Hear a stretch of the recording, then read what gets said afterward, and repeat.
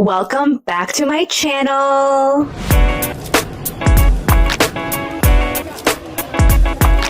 Today we're diving into something really exciting for me, New York City Marathon training, what I'm doing, how I'm training, how I'm feeling, and everything in between. The New York City Marathon is one of the most iconic marathons in the world, hands down the best. It takes you through all 5 boroughs, starting off in Staten Island, going through Brooklyn, going through Queens, Bronx, and ending in Manhattan. 5 boroughs, very different elevations, very different scenes. The crowds are amazing. I am so excited to run my first marathon in my own home. And yes, this is my first marathon, so you're probably wondering, how the hell does she qualify to run the New York City Marathon? Well, there are 3 ways to get into the New York City Marathon. The first way is through the lottery. And this year, the acceptance rate was a lot lower than the acceptance rate for Harvard University. So good luck. The second way is through charity. You pick a charity, you raise the money, and you're in.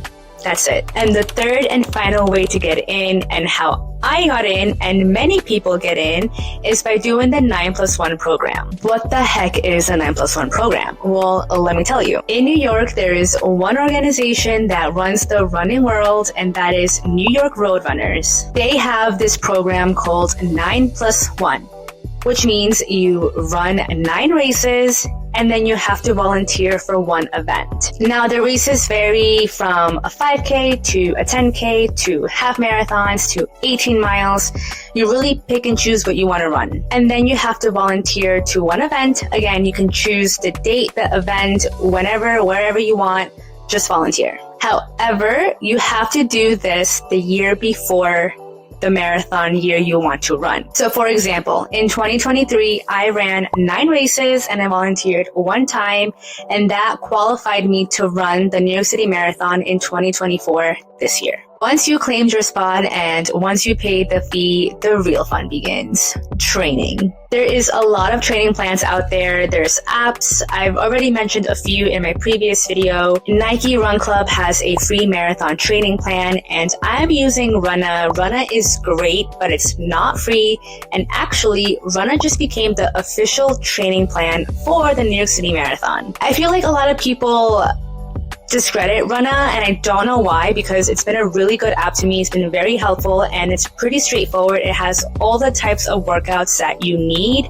I recommend it 100%. Now, most runners will do a 20-week training plan, and that's great, but I've never ran a marathon. I've never trained for a marathon, so I'm doing a 23-week training plan. I'm not necessarily a beginner. I'm not coming from not running to all of a sudden training for a marathon. Before this, I was training for a half marathon, so my weekly mileage was in the mid-20s, high 20s already. So coming from a half marathon training block right into a full marathon training block has its pros. And in between those 2 training blocks, I took like a week and a half off just to kind of rest and reset. Now, I'm not one to suggest a training plan. Everybody has different needs, different schedules. You really just have to find something that works for you. And that's why I love RUNNA so much, because you can customize the days that you want to run, how much you want to run. They do the hard part for you. They organize your runs. So the runs include interval training, tempo runs, easy runs, and long runs. You can also add some strength training, Pilates, yoga. They have other forms of cross-training stuff in there that you can add. But what I love the most is that you can rearrange your workouts. So if you can't run on Monday for whatever, you can move it to like Wednesday or something. So that's really nice, because I hate when I can't rearrange my workouts and it seems like I missed one, even though I didn't miss it. So it's just a me thing, but I like how you can rearrange the workouts in the app. Moving on to what I'm doing for nutrition and hydration. This part is something that I struggle with a lot. I've never been good at feeding myself, and this might sound silly, but I don't like cooking.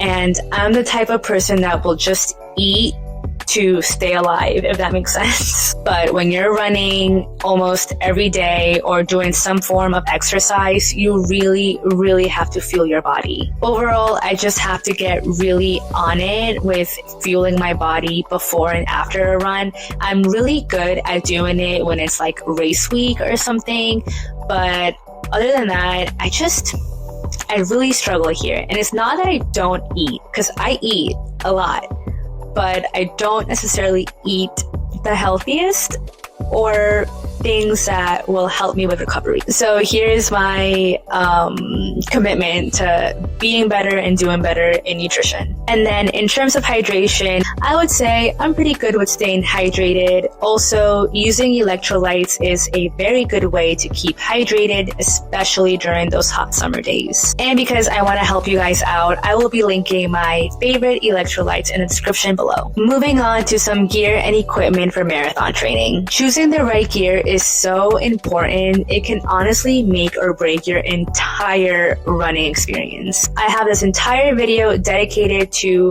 running essentials, so go and watch that. But overall, I train and I race in Brooks running sneakers. Shout out to you guys. Love you guys. So let's move on to the mental preparation, mental training, because I think that is as equally as important as actually physically training for a marathon. I have goals and I have dreams for my first marathon, and I would love to do a sub 4-hour marathon, my first marathon. I've ran 6 half marathons already.